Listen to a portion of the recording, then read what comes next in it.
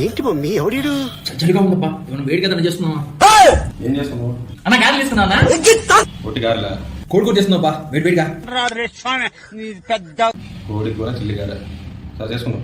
కోడి కూర చిల్లిగారా చేసుకున్నావా? ఇక మొదలెడదాం.